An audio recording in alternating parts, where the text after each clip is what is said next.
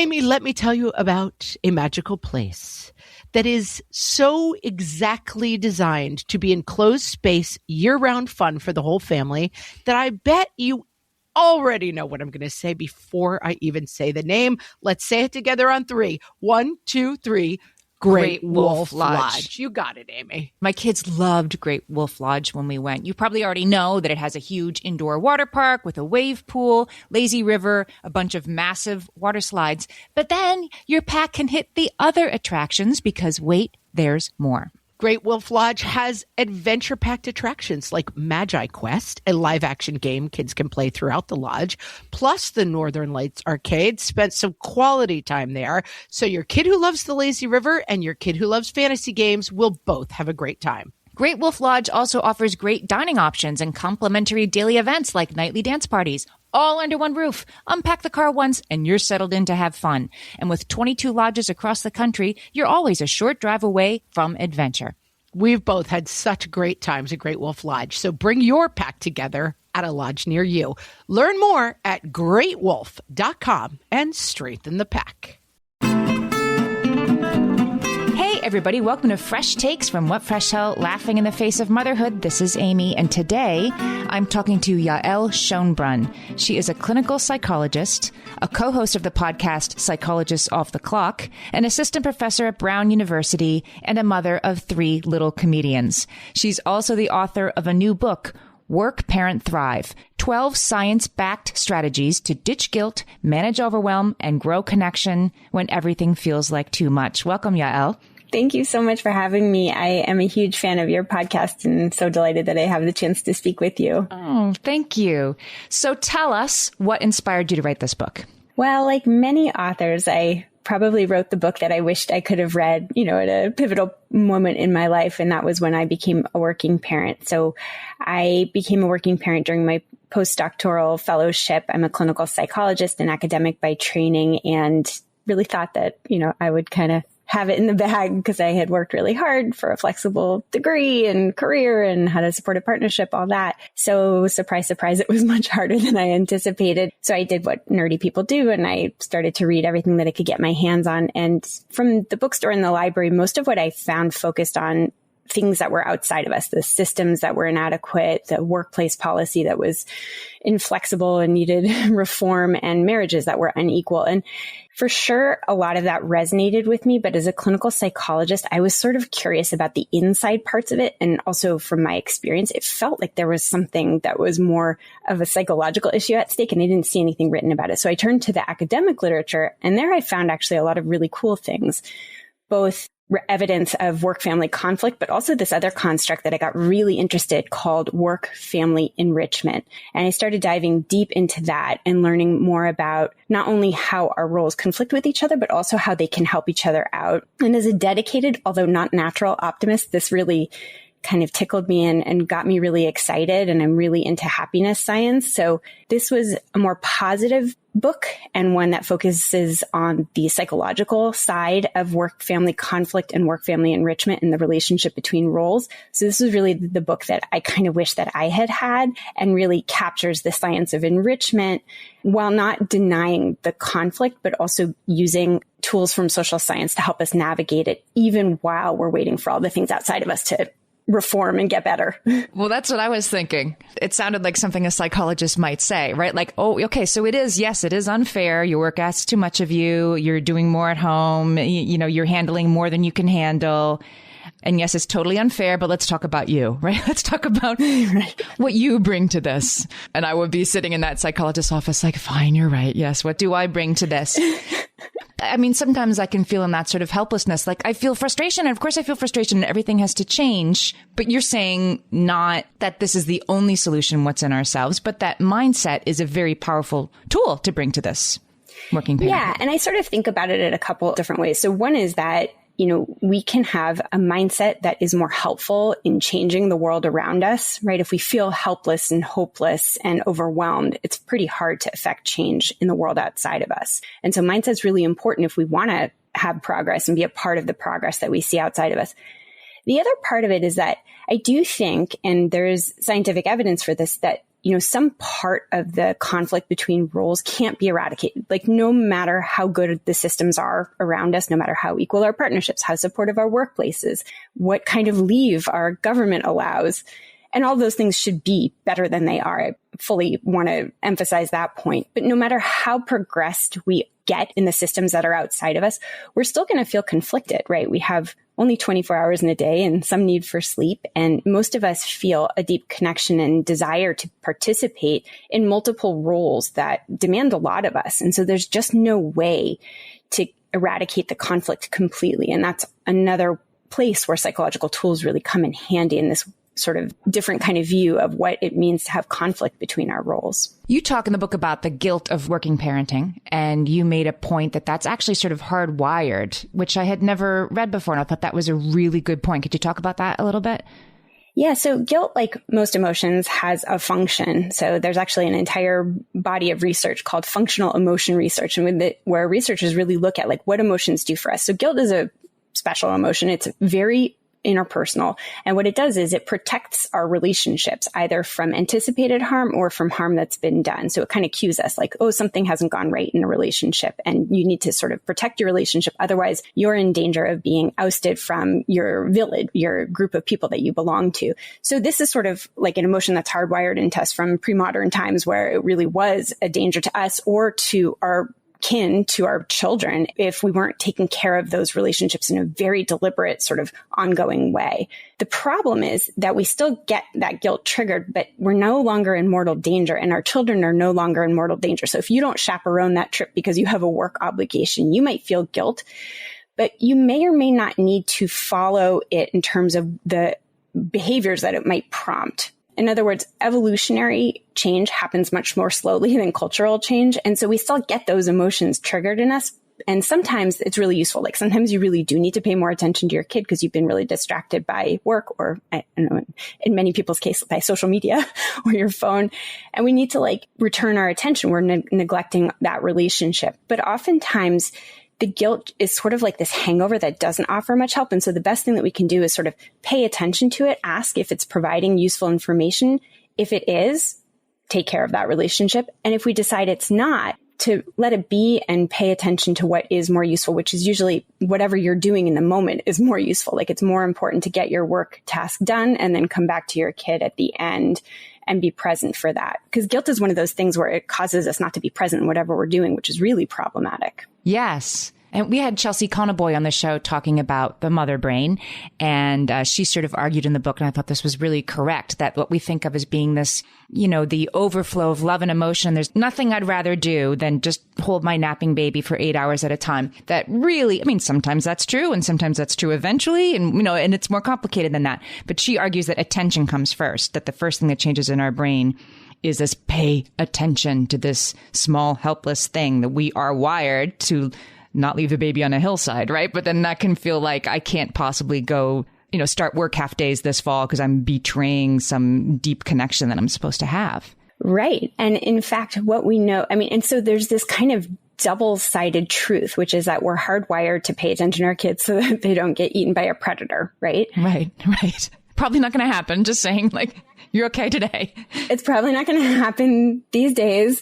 So, and we're also hardwired to participate in child rearing with other people. So it's like a tension between. And so I think that both are true, and we have to sort of make value aligned choices as opposed to just emotion driven choices, because the guilt's going to come up and then the fatigue and the resentment is going to come up.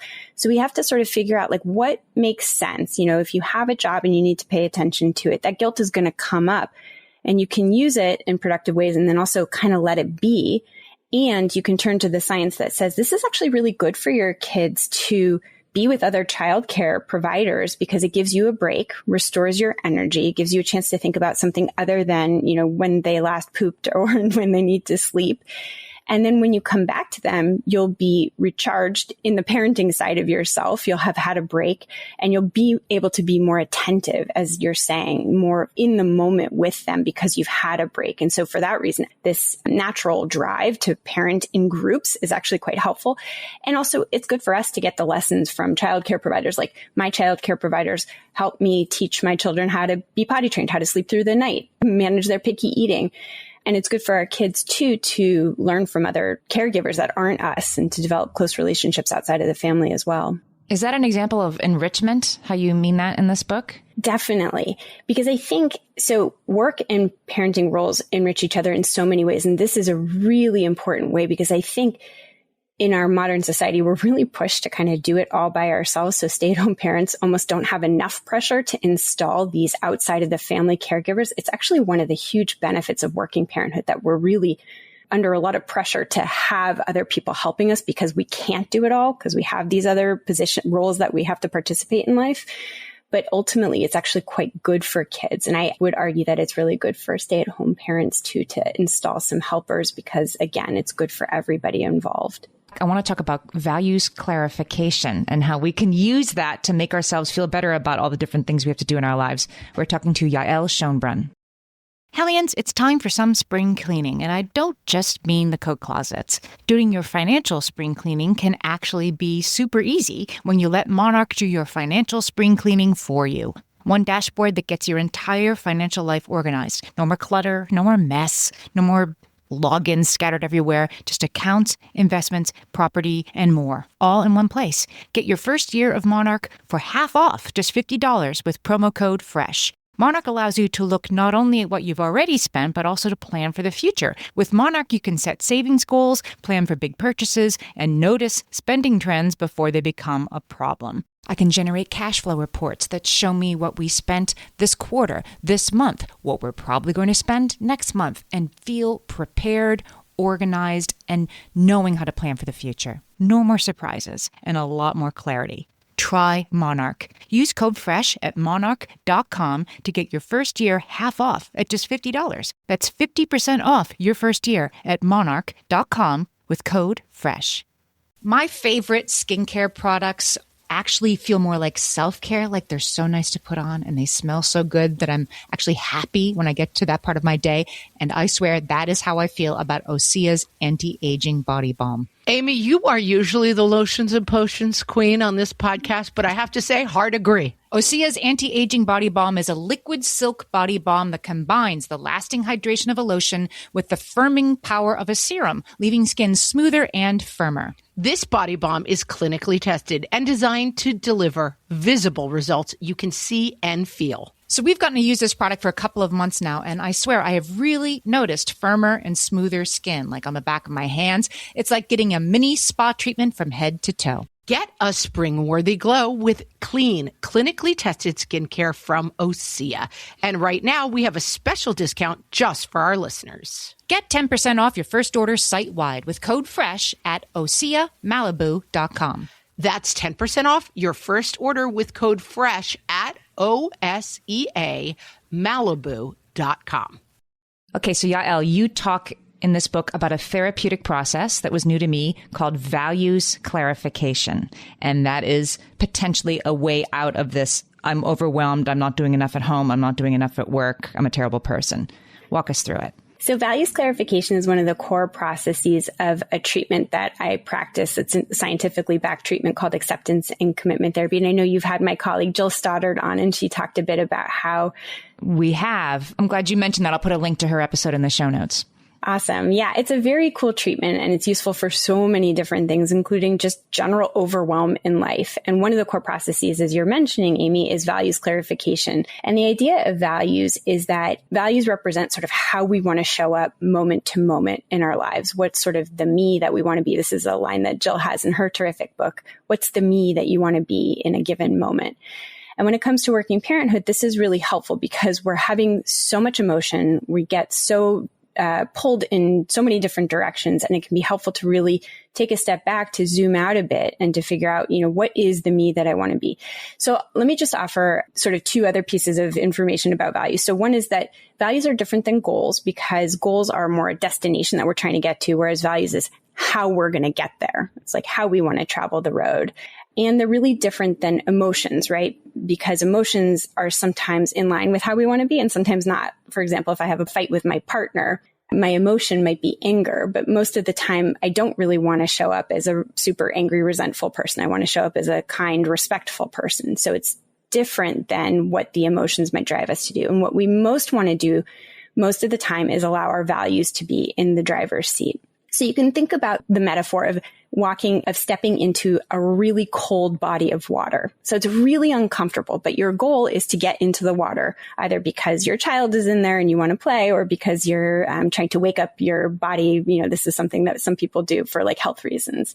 But it's a really uncomfortable thing to do. So you can think about, how do I want to do it? Do I want to do it quickly and get it over with? Or do I want to do it slowly and allow my body to adjust? Do I want to jump in and make it exciting? Or do I want to have a more mindful step-by-step process? So it's going to be uncomfortable either way. And I can choose moment to moment how I want to do it. So when it comes to working parenthood, we might think of the goals, launching our kids or getting professional promotions. And we might think about other goals that are like, I want to participate in both. But then when it comes to values, it's more like, how do I want to show up moment to moment? So there's a lot of different questions that you can ask yourself to clarify. For example, what are the main ways that you'd like your children to see or remember you, right, as a working parent? So it might be something like, I want them to see me managing lots of roles in life, because that's a full, interesting life. You can also ask yourself, if you have a working parent that you admire, bring them to mind, and how would you describe the ways that this individual journeys through life?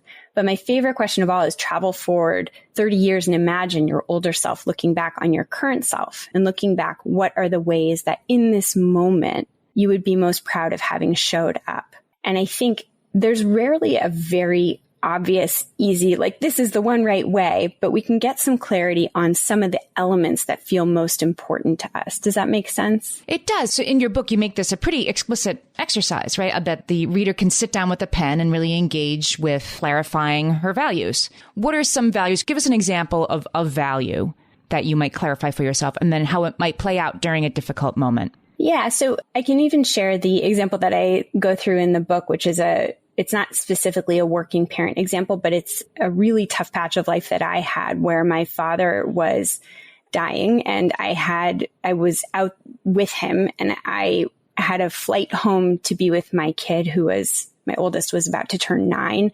And I had, my husband who couldn't work if I wasn't there, his normal job. And my youngest at the time was 2. And so family life was kind of coming to a grinding halt without me there. And yet my father was dying and I couldn't decide. Do I stay and keep vigil? It could have been one day. It could have been up to a month. I didn't know. Or do I return home?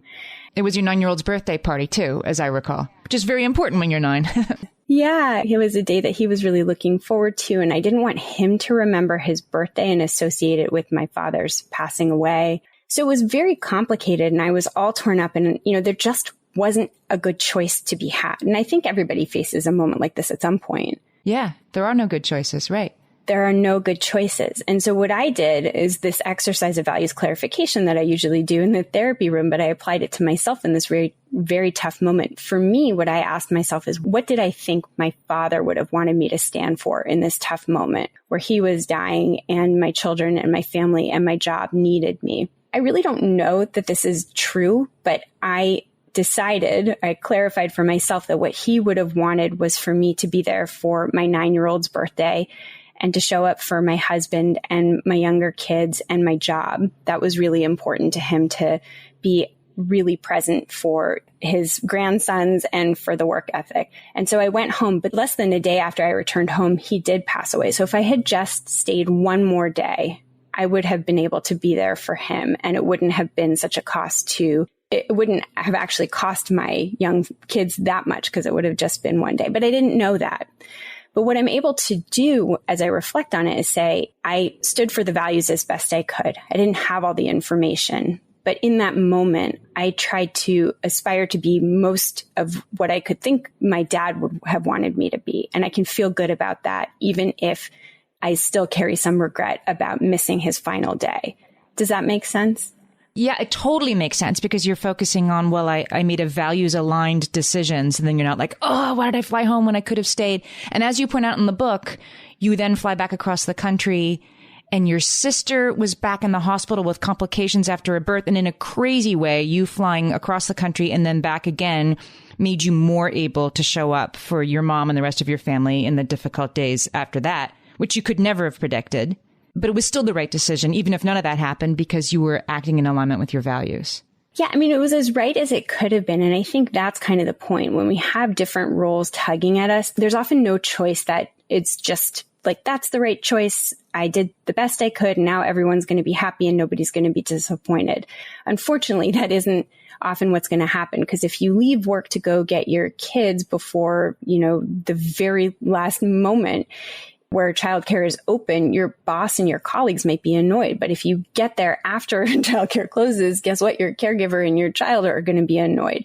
So there's often no win where everybody, including you, gets to feel happy. The best we can do is say, given my constraints, and this is an important piece of values, is that it's how I want to show up given what's going on outside in the world and given what's going inside in my body and given what matters the most to me in this moment. And values can change moment to moment. They're going to be different if you have a 2-year-old versus a 12-year-old.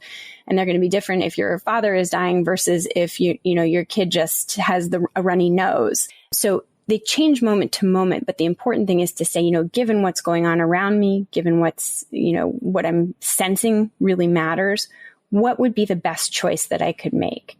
Yeah. And it's not a way out of discomfort. It's a way of accepting discomfort, right? Amidst the heart. It makes a lot of sense to me. Yeah. I mean, what's nice about values clarification is if you sort of have clarity on what you want to stand for, it almost in a weird way helps you transcend discomfort. In other words, it helps you tolerate it with greater peace because like this, I'm doing this for a reason. And you talk about that in the book too, that parental situations change all the time, right? You get the call from the school nurse and I don't know, your super productive presentation to your entire company is now like, your kid might need some stitches and everything's thrown up in the air. And that's part and parcel of being a working parent.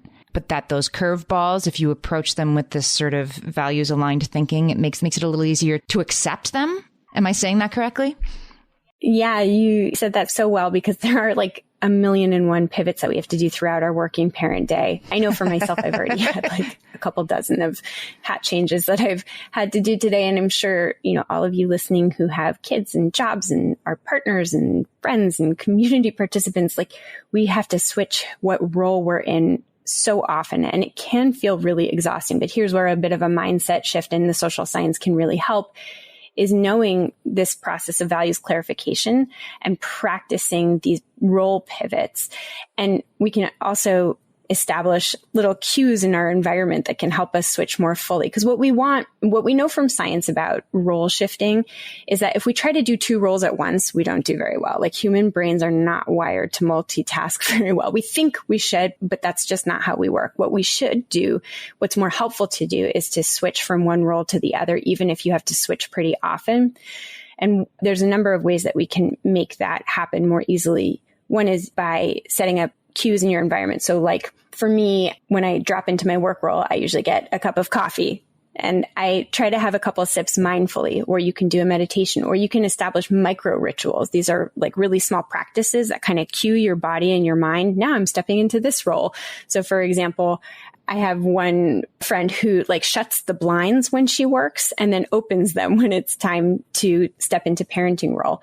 And for me, one of the micro rituals that I have when I step into parenting role is just giving my kids a hug. That's like a super easy, low stakes, and I love doing it. And I just kind of effortlessly am able to drop into parenting role. So we can do something like that. The other thing to think about is just like noticing where your mind's at. And guilt is one of these things, as we already discussed, it just comes up and it's so distracting. So having a practice where you notice what guilty thoughts might come up, you can write them down, especially if there are things that need to be taken care of, because we know that when we download thoughts into a physical space, either onto a notepad or into our phone, that they're less likely to be distracting. And then have a practice of bringing yourself back to the current role. The other piece I think that's helpful is knowing that when we're fully in one role and we're switched off of the other, this is a fancy term called psychological detachment, that we actually get a rest from whatever role that we're not in. But if we kind of have both slightly activated, we don't get a rest from either. So when you're parenting, turn off your work role, because then when you come back to your work role, you'll feel more refreshed and have a lot more creative energy. When you're in your work role, try to turn off your parenting role so that you can really be taking a full break from parenting and come back to parenting with your parenting battery fully recharged. Love that. We're talking to Yael Schonbrun. She's the author of Work, Parent, Thrive, and we will be right back. Amy, when I'm having a good hair day, it usually makes my whole day better. And that's why on every day, I'm taking Nutrafol. Nutrafol is the #1 dermatologist-recommended hair growth supplement brand, and it's the #1 hair growth supplement brand personally used by dermatologists. Nutrafol's hair growth supplements are peer-reviewed, NSF certified for sport, and clinically tested. Nutrafol offers multiple formulas for men and women, tailored to different life stages and lifestyle factors, so you get support that's actually right for you. Adding Nutrafol to your daily routine is easy. Order online, no prescription needed, with automated deliveries and free shipping to keep you on track. Let your hair be one less thing to worry about. See visibly thicker, stronger, faster-growing hair in 3 to 6 months with Nutrafol. For a limited time, Nutrafol is offering our listeners $10 off your first month subscription and free shipping when you visit Nutrafol.com and enter promo code LAUGHING. That's Nutrafol.com, spelled Nutrafol.com, promo code LAUGHING. You know that thing where you get an amazing pair of shoes at a really great price and want to tell everyone about it? Yeah, so do we. Here at Designer Shoe Warehouse, we'll give you something to brag about, like the latest styles from brands you love, or the trends everyone's obsessing over, or shoes that make you feel like, well, you. So go ahead, show off a little. Find shoes that get you at prices that get your budget. Head to your DSW store or DSW.com today. DSW, let us surprise you. Yael, you talk in your book about subtraction neglect, which is a very useful tool for all of us to try. Can you tell us about that? Sure. So the science of subtraction is really interesting. So I think most of us can get behind the idea of less being a nice outcome, whether it's with our closets or if it's, related to the number of items that we have in our plan for the afternoon or our kids' enrichment activities. Like the outcome of less is really nice. The problem is that we have a hard time getting there. And the reason, and this is what the science shows, is that human brains are more wired to add than to subtract. So when we encounter a stress or a problem, we're much more likely to come up with solutions that are more additive solutions. And this kind of makes sense again for an evolutionary reason, which is, in pre-modern times, if you encountered a stressor, it was usually like not enough calories, not enough shelter, not enough social ties. And so for that reason, our brain has evolved to be a better adder than subtractor. And what we do when there are problems is we actually neglect to even think about subtraction as a possibility. So there's this very interesting set of studies that shows that when we're the most stressed out, when we're really overloaded cognitively, we're even less likely to consider subtracting, even though that is usually the better choice, behaviorally speaking. Wow. And the reason that the science is so helpful is that we can be more deliberate. We can sort of override this addition reflex and be more deliberate and develop habits and practices that set us up to be more likely to subtract. And so when it comes to, feeling really overwhelmed with parenting, there's all sorts of evidence that shows that for the average modern parent that is kind of in a position where they have enough care for their child to be safe and enough resources for their child to be thriving, that it's often the case that we can actually do a bit less parenting, like getting out of our kids' way, letting them be more independent, letting them make mistakes, letting them make their own lunch, letting them choose whether or not they're going to bring their jacket, letting them make their own social plans, letting them choose to have free time. Those are all really good things, but we're sort of in this society that's always telling us to do more. So buck the trend and subtract. The same thing is true for work. It's better to say no to tasks that you get asked to do and say a more wholehearted yes to the ones that you're actually going to do than to sort of feel compelled to say yes to everything. So develop a practice of saying no and subtracting things from your work to-do list or your work schedule. And one of the ways to do this is, right next to your to-do list, have a stop doing list. This is a suggestion from the author of a really cool book called Subtract, and the author's name is Leidy Klotz. It's a very cool idea, I think, for parents.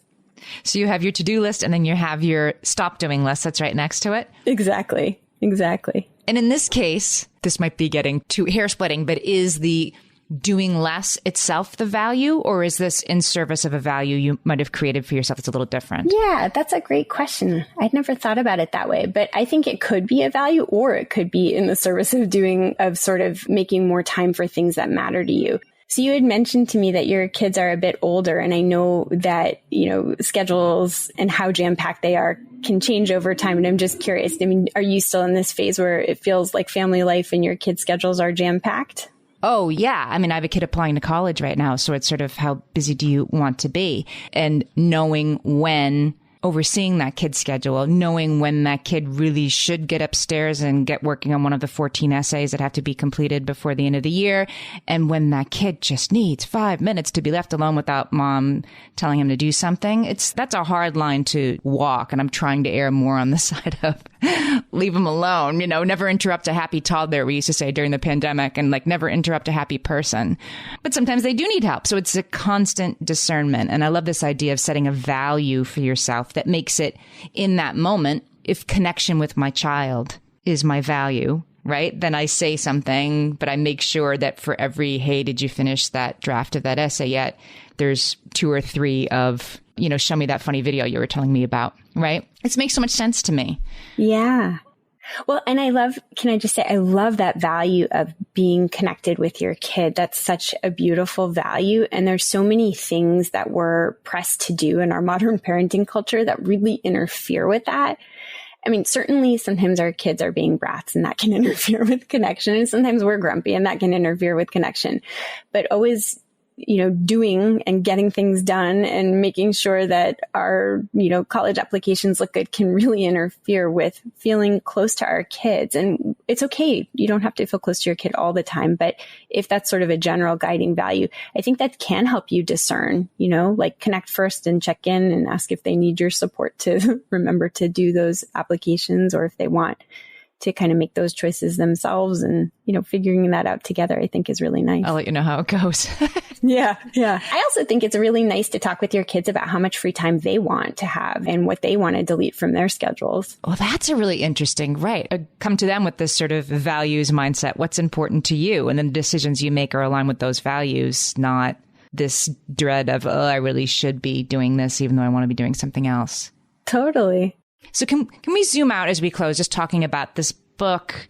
Sort of the overall goal, I think, is to take us from a conflict mindset to an enrichment mindset. And I just want to make sure I'm giving you time to sort of explain what that sort of framework is for people listening. Oh, thank you for giving me that chance. Yeah, my greatest hope for this book is that it helps people do a mindset shift around working parenthood. So most people know about mindset who are parents, because we know Carol Dweck's work in the academic literature about fixed mindset versus growth mindset as it applies to student learning. And I think that we can have fixed mindset or growth mindset as it applies to working parenthood too. So what I call fixed mindset is a work-family conflict mindset. And that is the idea that our two roles exclusively conflict, right? It's sort of like a finite pie. And if you're working, you're not parenting, and that's bad for parenting. And if you're parenting and you're not working, that's bad for working. And what the science shows is that by switching our mindset to a growth mindset, or what I call a work-family enrichment mindset, that we can find ways to have a more expandable pie. Like we can use our parenting role to enrich our work role, and we can use the skills that we build at work to enrich our parenting. And by doing that simple mind shift, we actually find a lot more joy in both our roles, a lot less guilt, and a lot more opportunities to have our roles help us grow in whatever role we're not in, and to feel happier as a whole. And there's kind of these three pathways. There's sort of like the skill transfer effect, where in each role you're learning skills that can helpfully be applied to the other role. There's the buffer effect, and that's the idea that if you're stressed out in one role, you can have positive experiences in the other role and sort of manage the stress that way. And then there's the additive effect, and that gets to the science of happiness, which is the more meaning and purpose that we have in life, the happier we are. And so even though having multiple demanding roles certainly is taxing and overwhelming, it actually gives us more access to the opportunities to have experiences of meaning and purpose and happiness. And so thinking about it in that way and approaching it with that mindset can really help us to grow in our working parenthood, and to allow our roles to help each other out and to help us as happy adults out too. We've been talking to Yael Schonbrun. Her new book is Work, Parent, Thrive, 12 Science-Backed Strategies to Ditch Guilt, Manage Overwhelm, and Grow Connection When Everything Feels Like Too Much. Yael, tell our listeners where they can find your work. Well, so I'm a co-host of another podcast. It's called Psychologists Off the Clock. So you can find me there every week. And You can find me on social media. Yael Schonbrun is my handle. And I hope to hear from people. I hope people like the book. And thank you so much for having me. It was so fun to talk to you. Thanks, Yael. This is a great book. It's full of really, really practical takeaways. And I'll put the link in the show notes. Thanks for talking to me today. Thank you.